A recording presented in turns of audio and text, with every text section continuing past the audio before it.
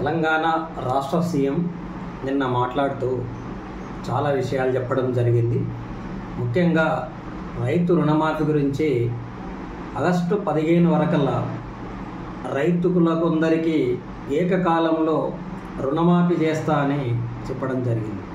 కానీ ఇదివరకు ఇచ్చిన ఏ హామీలు, డేట్ చెప్పిన ఏ టైం ప్రకారము ఆయన ఇంతవరకు చేసిండనే విషయాన్ని పరిగణలోకి తీసుకున్నట్టయితే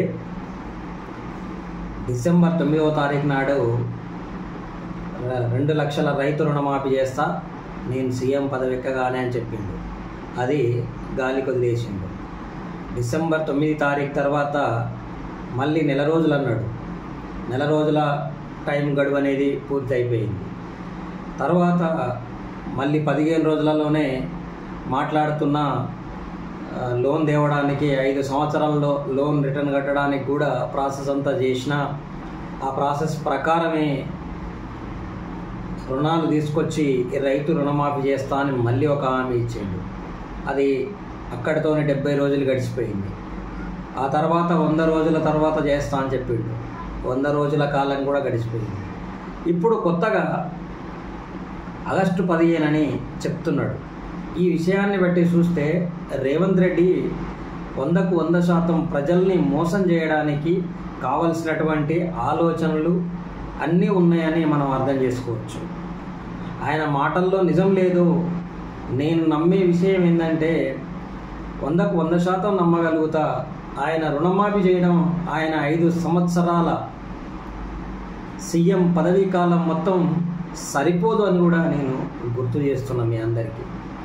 ముందుగా రైతు బంధు పైసలు లేకపోవడం వలన నాకు సుమారుగా 4 రైతులు ఫోన్ చేసిర్రు.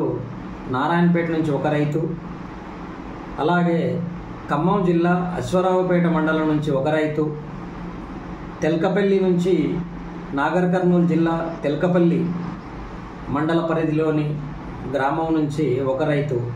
ఈ 3 రైతులు నాకు ఫోన్లు చేసి నన్ను అడుగుతున్నారు ఏంటంటే, అన్న రైతు బంధు ఎప్పుడు వేస్తారు, ఇంకెంత టైం పడుతుంది, రైతు బంధు వేయడానికి ఇంకెంత కాలం తీసుకుంటాడు ఈ సీఎం,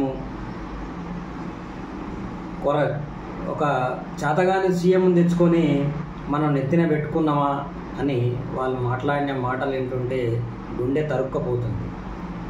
రైతులు బాగుపడాలని, రైతుల అభివృద్ధి ప్రధాన ఎజెండాగా కేసీఆర్ పనిచేసి రైతుల పక్షపాతిగా గొప్ప ముఖ్యమంత్రిగా తెలంగాణ రాష్ట్రాన్ని డెవలప్మెంట్లో రైతాంగం పరంగా, సామాజిక పరంగా అన్ని కోణాలలో మాజీ సీఎం కేసీఆర్ అద్భుతంగా పనిచేస్తే, మన ప్రస్తుత సీఎం మాత్రం రైతు బంధుకు లిమిటేషన్స్, అట్లనే ఎన్నో విషయాల గురించి లిమిటేషన్స్ పెడుతున్నారు. ఈ లిమిటేషన్స్ వల్ల ఎవరికి ఏం ఉపయోగము? సరే 100 ఎకరాలు ఉన్న వాళ్ళకి ఇవ్వకపోయినా కానీ మినిమం ఒక 10 ఎకరాల లోపు ఉన్న ప్రతి రైతుకి ఇస్తే రైతులందరూ సంతోషపడతారు కదా, రైతులందరూ బాగుపడతారు కదా. రైతుల అభివృద్ధి ఎందుకు ఈ సీఎంకి ఇష్టం లేదు అని ప్రశ్నించడం జరుగుతుంది రైతుల తరఫున. ప్రతిరోజు ఒక రైతు ఫోన్ చేసి అతనికి సంబంధించిన ఇబ్బందులు చెప్తుంటే గుండె తరుక్కపోతుంది. ఖమ్మం రైతు కుటుంబానికి A to Z తనని చూసుకుంటుండు. అతనికి ఇప్పుడు సుమారుగా 4 లక్షల అప్పు అయింది. 4.5 ఎకరాల ల్యాండ్ ఉంది. ఆ ల్యాండ్ ఉన్న వ్యక్తికి అంత కష్టపడి అంత చేయాల్సినంత అవసరం ఏముంది? కేవలం ఈ సీఎం నిర్లక్ష్యము, సీఎం మాటల ధోరణి, సీఎం ఈ పూట గడిస్తే చాలు అన్నట్టు మాట్లాడడం జరుగుతుంది. ఇప్పుడు నిన్న మాట్లాడిన మాటలన్నింటినీ మనం కేవలం ఆయన ఎంపీ సీట్లలో ఎక్కువ స్థానాలు సంపాదించుకోవడం చేసే ప్రయత్నం తప్ప ఇంకోటి లేదని మనకు తేటతెల్లమయ్యింది. అంతేకాకుండా మాజీ సీఎం పైన బీజేపీకి మాజీ సీఎంకు సంబంధం ఉన్నట్టు, 5 స్థానాలలో బీజేపీ పార్టీని గెలిపించడం కోసం కేసీఆర్ ప్రయత్నాలు చేస్తున్నట్టు, తన కూతుర్ని సంరక్షించుకోవడంలో భాగంగా బీజేపీ పార్టీకి ఈ 5 స్థానాలను కట్టబెట్టడానికి ప్రయత్నిస్తుండ అని కూడా ఆయన ఆరోపణలు చేయడం జరిగింది. ఈ ఆరోపణలు కూడా వాస్తవం లేదు.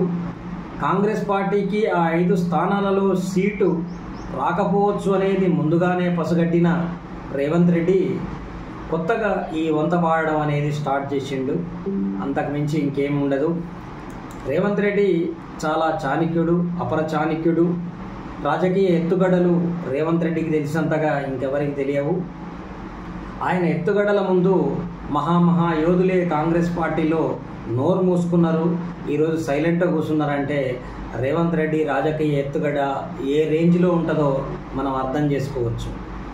రేవంత్ రెడ్డి రాజకీయ ఎత్తుగడల ముందు సీఎం కేసీఆర్ రాజకీయ ఉద్దండుడే వెల్లకిలపడ్డాడు కేవలం 10 సంవత్సరాల వ్యవధిలోనే.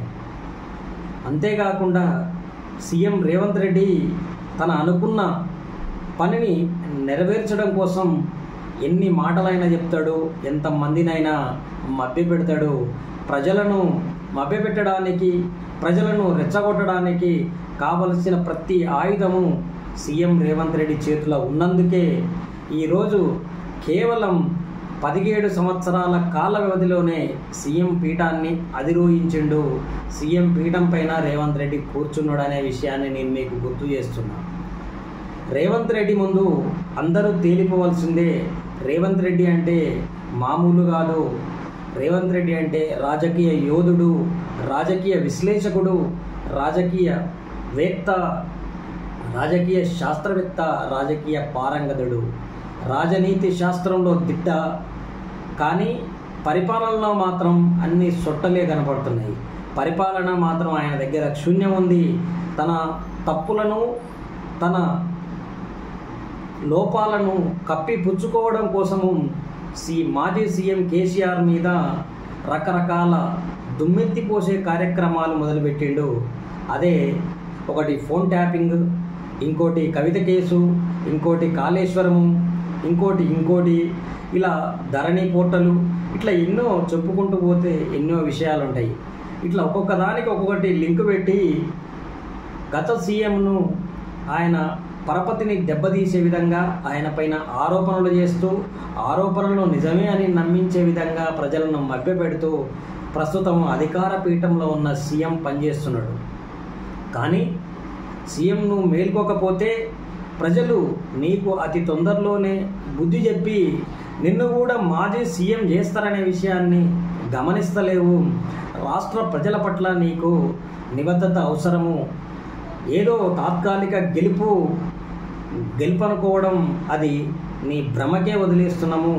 నువ్వు ముఖ్యమంత్రి కావడము మన తెలంగాణ రాష్ట్రానికి ఒక యువకుడు ముఖ్యమంత్రి అయ్యిండు. ఆలోచనలు వేగవంతంగా ఉంటాయి, అభివృద్ధి పారదర్శకంగా ఉంటుందని ఆలోచించిన యువత నోట్లో మట్టి కొడుతున్నావు. నువ్వు యువతను తప్పుదారి పట్టిస్తున్నావు.